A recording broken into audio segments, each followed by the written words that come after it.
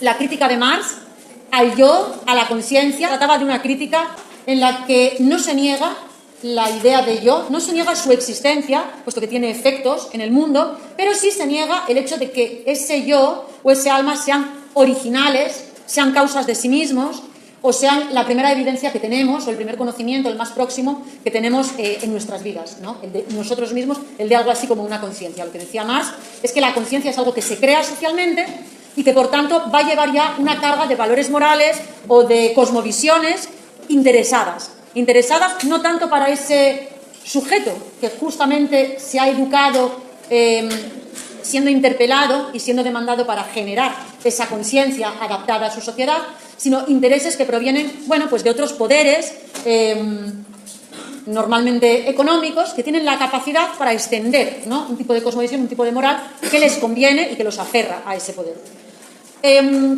Veíamos en Marx cómo la conciencia era un producto, cómo caía muy fácilmente del lado de la falsa conciencia y se autoengañaba.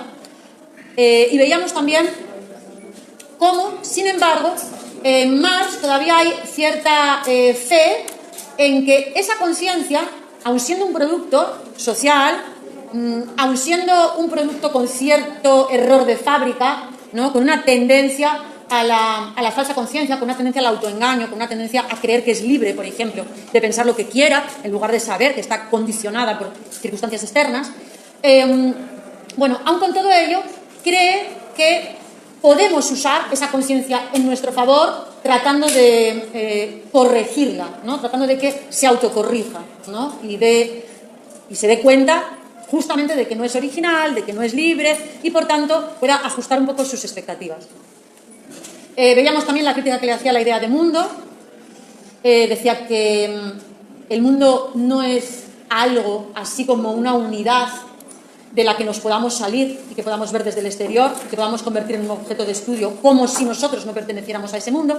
Recordad siempre que Marx tiene una gran influencia de Darwin y de toda la biología que se estaba desarrollando de una forma muy veloz y muy interesante en su época, en el siglo XIX, y que mostraba una visión mucho más dinámica del mundo de lo que lo habían mostrado otros paradigmas como el mecanicismo, muy basado en la física, o a lo sumo en la física y en la química. En la biología lo que vemos es que toda la gran diversidad de variables que pueden colaborar a que algo en el ámbito biológico se produzca o no, es tan grande que se hace imposible poder predecir o poder calcular algún futuro de una manera así mecánica, de una manera fácil, ¿no?, a través de una simple ecuación. Si os dais cuenta, con Darwin aparece esa teoría de la evolución de las especies en la que tiene mucho protagonismo pues la aleatoriedad, ¿verdad? Porque a veces se la explica un poco mal y un poco al revés de cómo él trató de hacerla ver. Sin embargo, si nos fijamos, o si vemos a Darwin, vemos que está estudiando muy específicamente el fenómeno de la perdurabilidad a través del carácter adaptativo o no adaptativo que tienen algunos rasgos y algunas especies vivas, de organismos vivos, al completo, ¿no? Pero, ¿cuáles son los rasgos individuales que se van a extender o cuáles son las especies que van a perdurar? Y mucha gente dirá, bueno, las que son más adaptadas. ¿Pero qué quiere decir más adaptadas? Bueno, en Darwin más adaptadas quiere decir que van a ser capaces de procrear y por tanto de transmitir esos caracteres no adquiridos. Porque en Darwin los caracteres adquiridos, como sabéis, no se transmiten. Pero esos caracteres no adquiridos, que ahora llamamos genéticos, ¿cuándo van a estar en la posibilidad de transmitirse? Ya no digo de extenderse a una población, de transmitirse. Bueno, obviamente, cuando cada individuo de esa especie y que tiene ese rasgo es capaz de sobrevivir hasta la edad de reproducción, después da igual, hasta la edad de reproducción, y además es capaz de reproducirse. Y para ser capaz de reproducirse, sobre todo si hablamos en términos de especies que se reproducen sexualmente, ¿qué hace falta? Bueno, hace falta que ese rasgo, además de haberle permitido sobrevivir hasta esa edad, imaginaros que en el ser humano pues la edad de reproducción puede ser, tomando una media, en torno a los 14 años, supongamos. Pero en otras especies animales que conocemos es mucho más temprana, ¿verdad? Entonces no hace falta vivir mucho, es decir, estar adaptado no quiere decir ser el que más esperanza de vida tiene. Convivir hasta la época de reproducción y reproducirse, ya está, ya hiciste la labor de transmisión de genes. Vale, pero además de haber sobrevivido hasta ese momento, al menos, también para reproducirse hace falta otra cosa, ¿verdad? Para reproducirse sexualmente. Que es que ese rasgo no solo te permita llegar a esa edad, sobrevivir hasta esa edad sin fallecer antes por alguna falla, sino también poder atraer, ¿no? Resultar atractivo. Porque uno puede decir, bueno, a lo mejor si tuviéramos 10 dedos en cada mano, pues a lo mejor es adaptativo en el sentido de que ahora nos permite, por ejemplo, navegar o pulsar teclas más rápidamente o hacer más cosas. Pero bueno, habría que ver si no genera una repulsión, por ejemplo, en términos de atracción, y entonces nadie se reproduce con...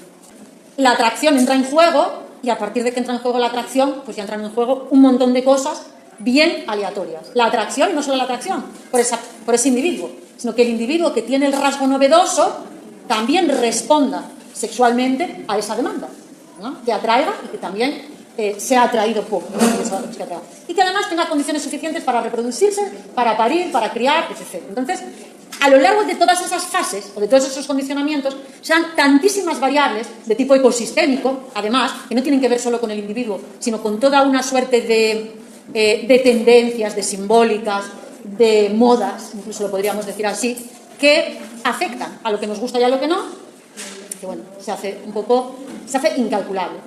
Por no decir además que trae la novedad esta biología de ver cómo el deseo o el gusto determina la realidad. En ciertos aspectos podríamos decir que cómo va a ser, ¿no? Desde otras ópticas científicas, cómo va a ser que un deseo determine la realidad, que un deseo permita que una realidad se produzca. Y bueno, sí podríamos contestar que un deseo puede motivar la construcción de algo, pero además aquí, en términos ya incluso de ciencia natural, como es la biología, vemos que un deseo, un gusto, un tipo de atracción puede determinar hasta cierto punto qué tipo de individuos en esa especie van a ser mayoritarios, ¿no? Qué tipo de rasgos se van a extender. Y se va a extender lo que gusta. Atravesado también por todas esas otras variables que decíamos. Bueno, con todo esto, lo que queríamos ver es que Marx hereda de Darwin y de otros un mundo complejo y un mundo en el que estamos insertos y un mundo en el que tenemos intereses, no solo de supervivencia, sino también de una vida plena, ¿no?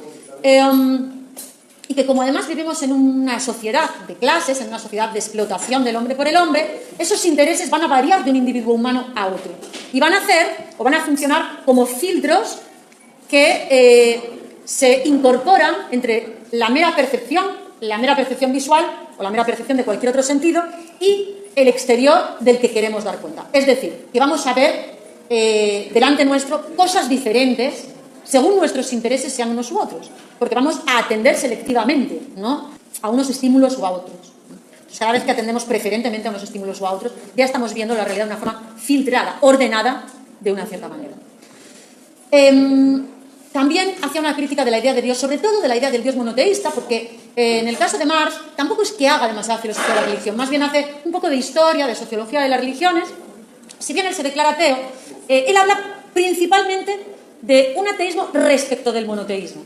Vamos a tener en cuenta entonces aquí, por repasar a su propia obra, La cuestión judía, pero también y sobre todo la esencia del cristianismo de Feuerbach, que comentábamos que había sido compañero suyo en la izquierda hegeliana y del que más o menos se extrae el planteamiento que él va a hacer sobre la idea de Dios, ¿no? El que decía que Dios se producía como en una aventura o desventura del deseo humano que proyectaba todos sus mejores rasgos elevados a la máxima potencia.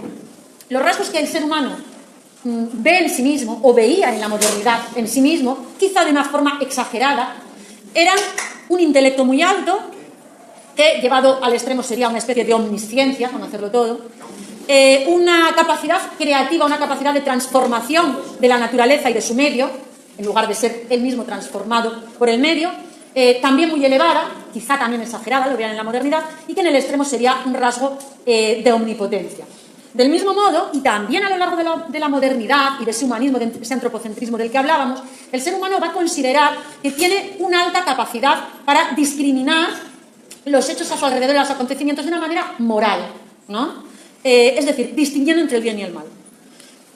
Y bueno, ¿qué va a pasar? Que los críticos de la metafísica van a criticar también el exceso de moral, el exceso de juicio moral que hay o que se está cruzando, intercruzando en las cuestiones ontológicas, ¿no?